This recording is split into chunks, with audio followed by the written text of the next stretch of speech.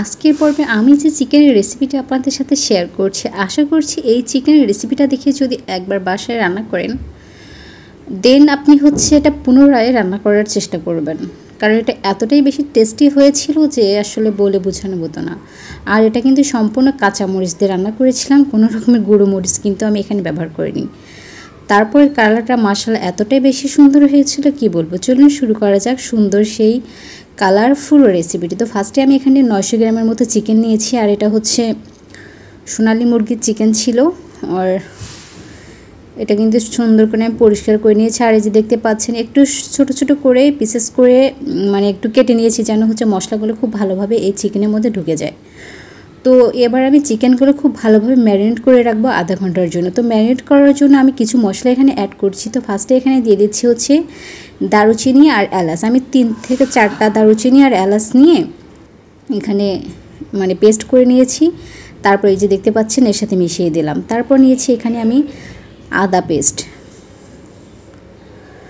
দিয়ে দিচ্ছি, জিরা পেস্ট। তো আপনারা আপনাদের কতটা মশলা খেতে পছন্দ করেন, বাট আমি কিন্তু এখানে 1 চা চামচ করে সব কিছু ইউজ করেছিলাম।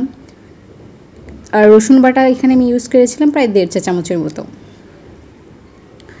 এবার এই সমস্ত যে বাটা মশলা আমি দিয়েছি সেগুলো দিয়ে খুব ভালোভাবে এই মাংসটা মাখিয়ে নিব, যেন প্রত্যেকটা চিকেনের গায়ে এই মশলাগুলো খুব ভালোভাবে মেখে থাকে বা লেগে যায়। তারপরে দিয়ে দিচ্ছি টেস্ট অনুযায়ী লবণ। আপনারা আপনাদের টেস্ট অনুযায়ী লবণটা দিয়ে দিবেন।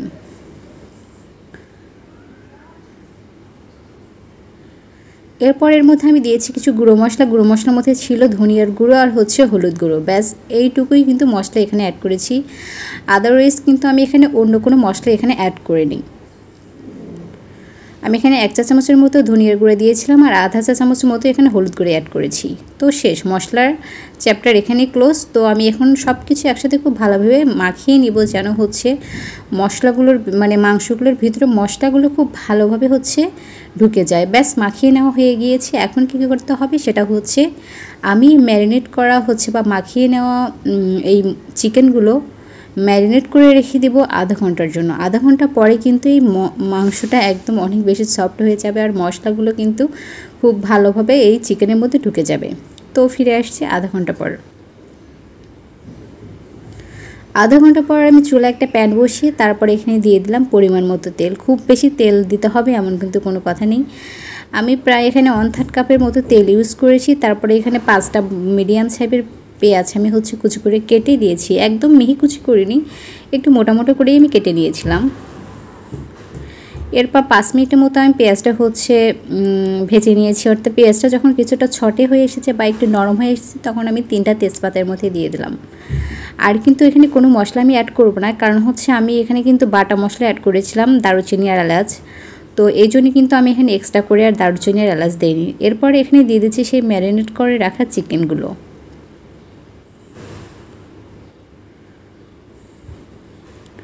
যেহেতু এই রান্নাটা করার জন্য আমি কোনো রকমের লাল মরিচের গুঁড়ো ব্যবহার করিনি বা ঝাল জন্য শুকনো মরিচ ব্যবহার করিনি, এই জন্য কিন্তু আমি দিয়ে দিচ্ছি ঝালের জন্য কাঁচামরিচ। সামান্য একটু পানি দিয়ে দিলাম, যেন মাংসটা একটু কষিয়ে নেওয়া যায় সময় নিয়ে। আর ওই যে মশলাগুলো প্লেটে লেগেছিলো এই জন্য মনে করেন মোটামুটি 3 চা চামচের মতো পানি হবে, সামান্য একটু পানি দিয়ে নিয়েছি। এবার খুব ভালোভাবে এই কাঁচামরিচের সাথে মাংসগুলো খুব ভালোভাবে মিশিয়ে নিয়ে তারপরে এই যে ঢাকনা দিয়ে দিলাম একদম পুরো 10 মিনিটের জন্য।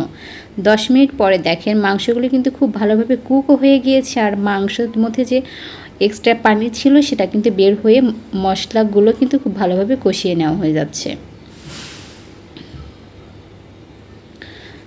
আজকের এই মাংস কষিয়ে নেওয়ার জন্য কিন্তু কোনো রকম পানি ইউজ করতে হবে না, জাস্ট আমি 3 চা চামচের মতো পানি দিয়েছিলাম, ওই যে ফার্স্টেই বললাম। এবার আর আমি ঢাকনা দিব না, এবার ঢাকনা ছাড়াই আমি মাংসগুলো কষিয়ে নেব আরও 10 মিনিটের মতো। টোটালি এই মাংসটা রান্না করার জন্য আমার সময় লেগেছিল 35 মিনিটের মতো। তাহলে বুঝতে পারছেন আমি কতটা ধৈর্য সহকারে মনোযোগ সহকারে বা ধীর গতিতে এই চিকেনটা রান্না করেছিলাম। আর এই চিকেনের গ্রেভিটা এতটা বেশি টেস্টি হয়েছিল কি বলবো। যাক, আমি আরও 10 মিনিট মতো কষিয়ে নিয়ে তারপরে যে দেখতে পাচ্ছেন পানি দিয়ে দিলাম এখানে 1.5 কাপের মতো। আমি 1.5 কাপ পানি দিয়ে কিন্তু আজকের এই চিকেনটা রান্না কমপ্লিট করব। ব্যাস, পানি দেওয়ার পর্ব শেষ। এবার যে মশলাগুলো এই যে দেখতে পাচ্ছেন প্যানের গায়ে লেগে আছে সেগুলি একটু হাতল দিয়ে ছাড়িয়ে নিচ্ছে আর কি।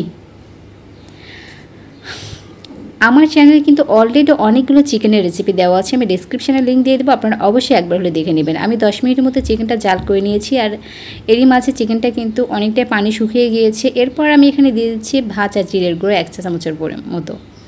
এই যে দেখতে পাচ্ছেন ঝোলটা রয়েছে, এটা কিন্তু আরেকটু টেনে যাবে, অর্থাৎ আমি আরও কিছুক্ষণ এটা জাল করে নেব। তার আগে একটু ভাজা জিরে গুঁড়োটা দিয়ে নিচ্ছি, যেন একটা নাইস ফ্লেভার এই মানে মাংসের মধ্যে খুব ভালোভাবে সেট হয়ে যায়।